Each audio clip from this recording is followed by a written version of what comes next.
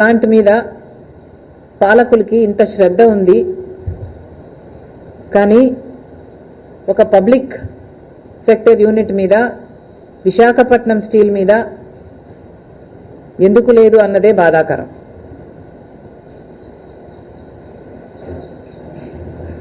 ముప్పై 32 మంది ప్రాణత్యాగం చేస్తే వచ్చింది విశాఖపట్నం స్టీల్.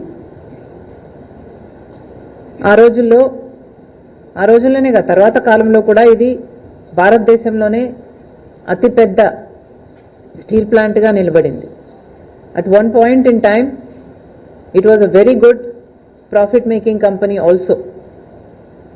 ఒకప్పుడు 35,000 మందికి ఉద్యోగాలు ఇచ్చిన కంపెనీ. ఇంతమంది ప్రాణత్యాగాలతో ఇంకా వేల మంది భూములు త్యాగాలు చేస్తే వచ్చింది ఈ కంపెనీ. ఇప్పటి వరకు కూడా దీనికి జరగాల్సిన న్యాయం జరగనే లేదు. మరి పక్కనే ఒక ప్రైవేట్ స్టీల్ కంపెనీకి ఇంత ప్రేమ చూపిస్తున్నారే కేంద్ర రాష్ట్ర ప్రభుత్వాలు. మొత్తం అందరూ దిగొచ్చారు, అన్ని వరాలు కురిపించారు. కనీసం కేంద్ర మంత్రి వచ్చిందేమో మిట్టల్ స్టీల్ ప్లాంట్ కోసమే, కాకపోతే పక్కనున్న విశాఖపట్నం స్టీల్కు పోకపోతే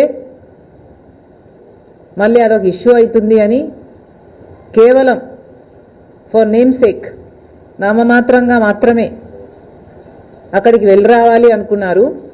నామమాత్రంగా మాత్రమే వెళ్ళొచ్చారు. కనీసం ముఖ్యమంత్రి గారైతే పోను కూడా లేదు. పోనీ మనీ మినిస్టర్ గారు వెళ్ళారు, ఏదైనా ఒక్క హామీ అయినా ఇచ్చారా, ఒక్క అష్యూరెన్స్ అయినా ఇచ్చారా అని చూస్తే విశాఖపట్నం స్టీల్స్కి ఉన్న ఇన్ని డిమాండ్లలో ఒక్కటంటే ఒక్కదాని మీద కూడా స్పందించనే లేదు. ఎందుకని? కేంద్రానికైనా రాష్ట్రానికైనా కూటమి సర్కార్కైనా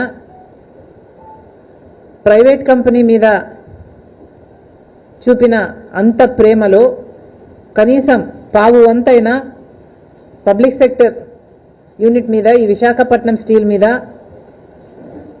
ఆంధ్ర రాష్ట్రానికి తలమానికం మీద ఎందుకు చూపలేదు? ప్రైవేట్ కంపెనీకి నిజమైన తల్లి ప్రేమ చూపుతూ విశాఖపట్నం స్టీల్కి సవతి తల్లి ప్రేమ ఎందుకు అని అడుగుతున్నాం.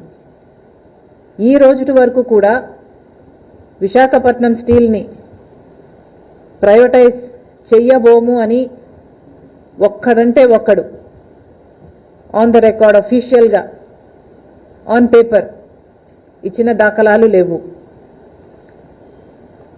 ఈ ప్రైవేటీకరణ అన్న కత్తి ఈ రోజుటి వరకు కూడా విశాఖపట్నం నెత్తి మీద వేలాడుతూనే ఉంది. మరి అంత ఇన్సెక్యూరిటీ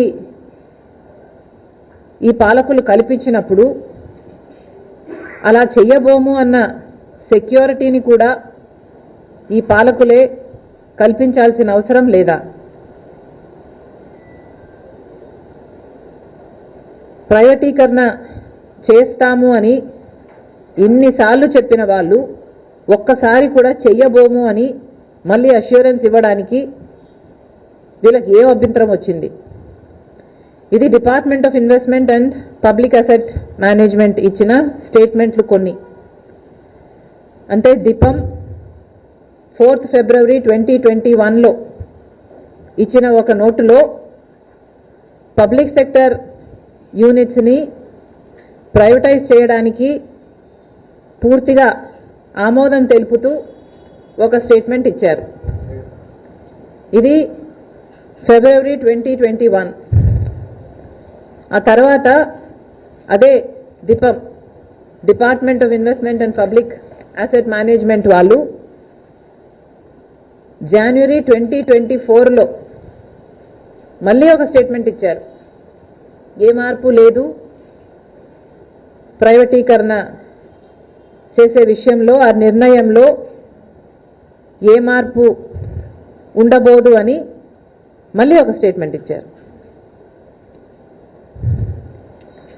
మళ్ళీ అదే దీపం 18 March 2025 subject mentioned above to say that there is no change as on date in the decision of the cabinet committee by Cabinet Committee of Economic Affairs. మళ్ళీ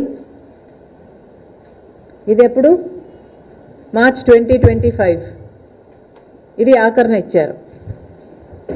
అంటే ఇన్ని సంవత్సరాలుగా ప్రైవేటీకరణ చేస్తాము, ప్రైవేటైజేషన్ ఇమినెంట్ అని చెప్తున్న వాళ్ళు ఆఖరిన 2025లో